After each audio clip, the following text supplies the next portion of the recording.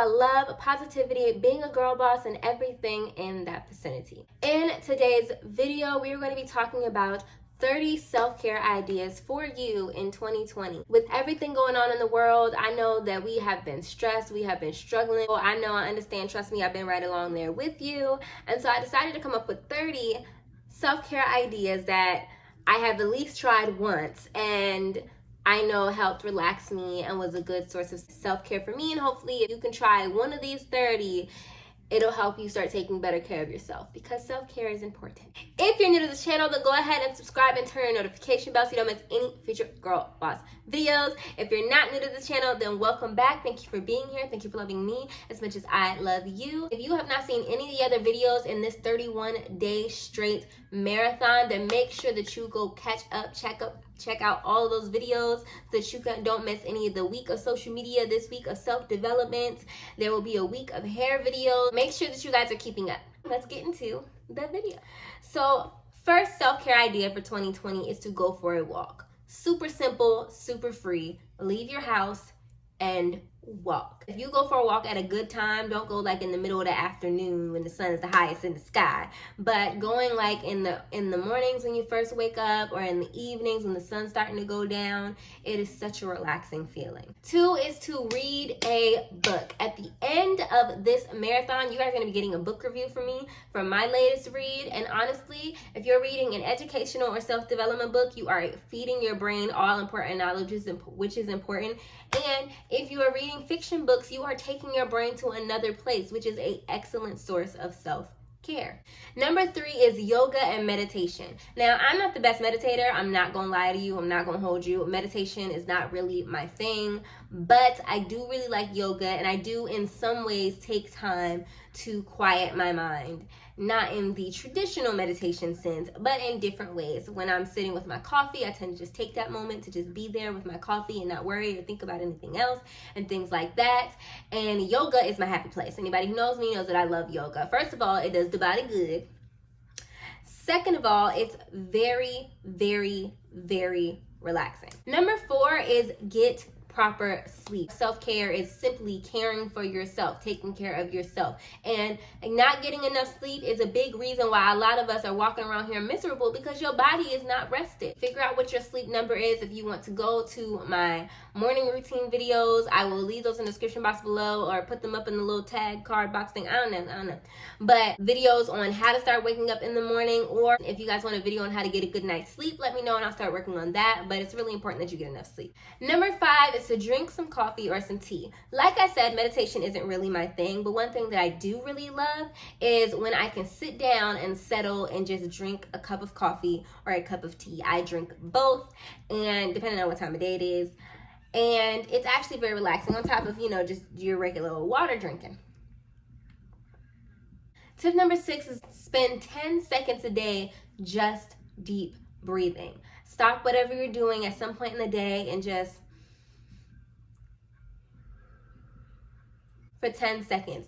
Afterwards, you'll be surprised how relaxed and flowy you feel and calm and ready to deal with the day. I tend to take deep breaths a lot during the day. When I get to get frustrated, when I start to get stressed out, when people start to get on my nerves, I would just stop it.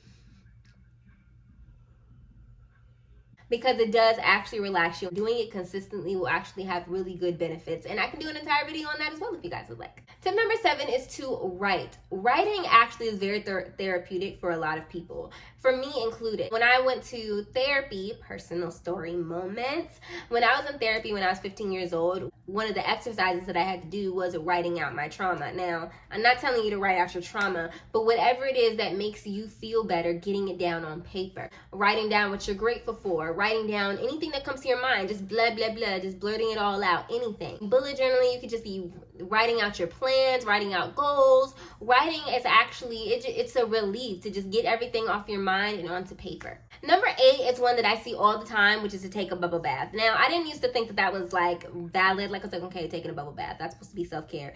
That's so cliche. But then I started doing it, and let me tell you, it's some of my favorite times, okay? Me, myself, my anime, and a bathtub, and some bubbles.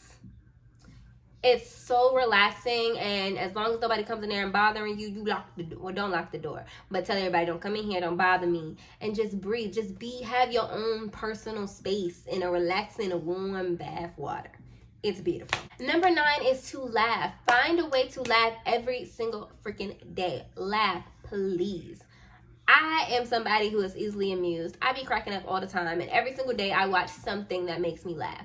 And I make sure of it. It's like, it's my happy place. I enjoy laughing. It is something that I'm a very goofy person. Anybody who knows me personally, I say and do stupid stuff all of the time because I really like to laugh. And so laughing actually has really positive effects on your mental health and just how you look at things every day. If you can take time to laugh every single day, do or watch something funny, don't take yourself so seriously, you'll be surprised at how much of a better mood you're in on a regular basis. Number 10 is eat your favorite food. Eat your favorite food. What is y'all's favorite food? Leave that in the comment section down below. Me personally, I like sushi and chicken wings. Those are my 2 favorite foods. I can eat both those 2 things together and have a good old time. That's a dinner. That is my dream meal right there. And snack wise, I like popcorn with a little lemon juice and some hot sauce. Delicious.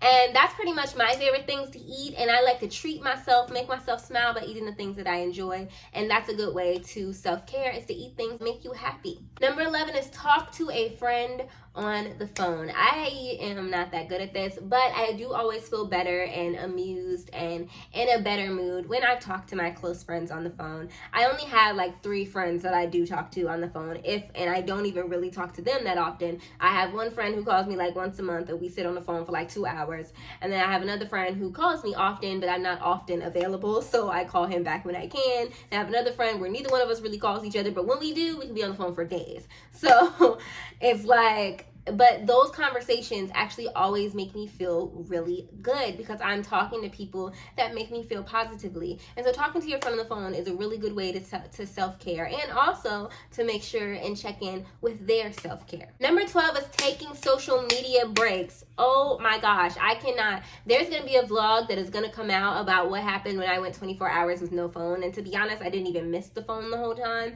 But after that, I had made the conscious decision that I was going to do that more often. There were going to be days often where I just went the whole day and didn't look at a single social media account, because social media, whether it's positive or negative, can be draining. Now, if you monitor what it is that you are, who it is that you are following on social media, that can actually decrease that draining feeling often. Too many people follow people that they don't like or make them feel negatively, or post things that trigger them or piss them off. I don't do that.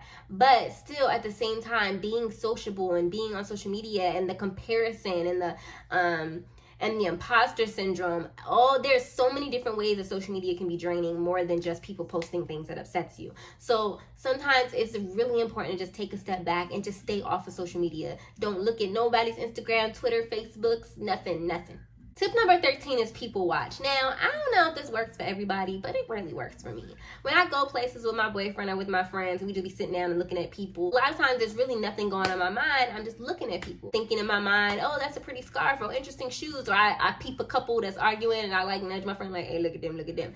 Something about that for me is therapeutic. People watching is just relaxing, and it makes you realize also how small you are, how there's so many other people on this planet who have their own set of problems and issues and thoughts, you know, and it puts your life in perspective, and it's a really good way to not take yourself and life so seriously that you forget about what's important. Number 14 is hydrate before you dehydrate. Water is important, y'all. Drink your water and mind your business. I need to put that somewhere. Maybe I should put that. Y'all think I should get like a little sign that says drink your water and mind your business to go behind me? That's pretty much my life's motto. Idea number 15 is to visualize your ideal future self. Now, this one kind of gets me excited because we all have big dreams. We all have big goals. We all have things that we want for ourselves. We have our ambitions, right? So take some time in the day and just visualize that. Visualize yourself as that multi-millionaire doing this, doing that, and embrace that positive energy. Imagine how good that's gonna feel, and be excited about it. And something about that puts you, first of all, it puts you in a more productive mindset. It puts you in the mindset of, okay, if I'm gonna get there, where I just visualize myself, I have to do this and I have to do that. But also, it's a good way to just put yourself in positive spirits, knowing that where you are right now, even if it's not the best, even if it's great, but it's not where you want to be, this is not where you're always going to be. You could always progress and go higher, and that's always a great thing to think about when it comes to self-care. 16 is to paint. Actually, I lied earlier when I said all of these things are something that I've tried, because I have never painted, except for like in elementary school when you had to paint in art class. But other than that, I've really never ever painted anything. And I'm a little, actually, now that I think about it, that kind of sucks. But I do intend to get into painting soon, only because I kind of need a non-money making hobby. So I'm thinking that I'm going to start doing some painting, and that would be just me for myself, and I will enjoy that. 17 is to declutter or clean. Now, some people find this as a drag, and actually I do too, but in actuality, your mental health is greatly improved by clear and clean spaces, because your space, your environment represents what's going on in your mind. So if everything looks messy, if everything looks cluttered, then so is how you feel. Now, I say that and I'm looking at my desk and this is just atrocious. I can't even show y'all. It's atrocious. But it's true. Like, my mind right now is kind of just all over the place, and it's atrocious. And I'm thinking about this, I'm thinking about my blog, I'm thinking about recording these videos and when I'm going to edit and all this other stuff I still have to plan next week. I have a whole lot of stuff on my mind right now, and my space kind of represents that. So declutter and clean, which is what I intend to do when I'm done recording, is to clean my space, declutter everything, figure out what I'm going to wear for the week, and just clear it all. Number 18 is to binge watch.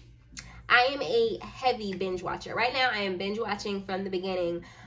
Big Bang Theory. I think I'm close to the end of season 2 now. I've watched the whole show through like 2 or 3 times already, but I like Big Bang Theory. So I am watching that show right now. And binge watching your favorite show, it gives you a sense of taking yourself away from all the stresses and the works of life, and you're focused in on all these characters that you love and all these plots that you love and all these crazy things that have nothing to do with your personal life, and it just feels good to have that. Self-care tip number 19, and a really big one, is to take your time. Do not rush yourself when you're doing everyday tasks. I think it is very wasteful, and it's also very unhealthy for you to like rush through things like showering, brushing your teeth, changing your clothes. Take your time. Ease and think about what you're doing. You're putting your arm in your sleeve, you're putting your head in your little whole thingy in your shirt, and all this other stuff. You're doing that, and you don't have to rush. You don't have to, because I see people do that all the time. Sometimes I do that and I have to catch myself. I just slowly put on my clothes, take my time. I get in the shower, I stay in the shower, let myself live a little. Take your time. Just do things. You don't have to rush it. You don't have to force it. Be mindful of what you're doing. 20 is to take stock / write down your happy moments. When good things happen, write them down. Make sure that you remember them, so that when you are wondering what is there for you to be grateful for, you can look at these little memories of gratitude and things and amazing things that happen and be happy. For example, on my blog, we talk about all the time, every single month I do, well, sometimes I skip it, but every single month I do a monthly blessings post, where basically, or a monthly highlights post, I kind of, whatever I want to call it. And basically it's just a post where I'm just talking about everything I'm grateful for that happened that whole month. I'm so happy that this happened, that happened. And I always, as good things happen, I write them down on my paper, and then I go back to it, write up my blog post, and it's like a way to remember and to reflect on all the things that I'm grateful for. And every single year I do the exact same thing. When I'm doing my yearly goals, I'm looking at my goals, I'm looking at every good thing that happened the year before, I write that down, and then I write down everything that I want to happen this year. And it actually is a really healthy thing to reflect on, that puts you in a much more positive mood and hopeful for the good things that can happen in the future. 21 is to do some charity work. Helping others helps you. There's really no other way to say it. Doing for others really does more for you than you will ever know, because you actually feel like you're making a difference. I know that when I do something for somebody else, whether it is going to a homeless charity, sex trafficking help, anything that I can do for anything that I believe in and am passionate about, it makes me feel so good to feel like I contributed and I helped one person even. 22 is dance. And when I say dance, I mean not well. If you a good dancer, you good at being in the rhythm and all that stuff. I don't mean be a really good dancer and get your little groove on. I mean dance like you don't have no sense, like you don't have no rhythm. Just move your body, flail it around while listening to music in a goofy kind of way. And it feels so good. You'll find yourself laughing, having fun, and enjoying yourself in ways that you just don't usually when you're dancing. Dancing crazy and goofy, which is usually how I dance because it's just funner for me than to actually really dance. It just feels good. 23 is take vacations and staycations. They don't always have to be expensive. They don't always have to be where you spend big bucks. Take yourself down to an Airbnb overnight in your city. Do something in your city. Go visit family in another city and state and stay with them. Do something simple, but take yourself on vacations. Take yourself away from work, away from the everyday stresses, and do this regularly. Don't just do this like every year. I don't understand how somebody can only take a vacation once a year. That's just not the kind of life that I want to live, where I have to dread on and do work every single day and I can't take more than one vacation a year. No. If that's what you like, that's your business. But me, personally, I want to take multiple vacations. I don't mean like 3-week vacations. I mean like just taking 3 days and going someplace. Taking 3 days and just going somewhere where it's just you, or just you and your significant other, or just you and your family. 24 is to practice mindfulness. As I said before when I was telling you to take your time, mindfulness is extremely important. And when I say practice mindfulness, I mean really think about everything. Think about doing your daily tasks as you're doing them. When you're walking, think about the fact that you're taking one foot after another. Take mindfulness of your breath. Be mindful of your food. You're chewing. Don't just go chew your food slowly. Think about what you're doing. Be grateful that you have food. Some people don't. 25, one of my personal favorites, is to start saying no. Say no. You don't owe anybody anything, and you do not have to do anything that you don't want to do. Anything that takes away from your mental health, you are not required to put up with it. That is not a necessity. You don't have to do that. And I implore you not to. Say no to anything that does not make you feel good. 26 is buy yourself flowers. This is only something I've ever done once, but when I did it, I felt all cute. I was like, I got myself some flowers. I got some flowers. Now, if you have a significant other and they buy you flowers, and this one may not be, as relevant for you because I have flowers. My boyfriend bought it for me.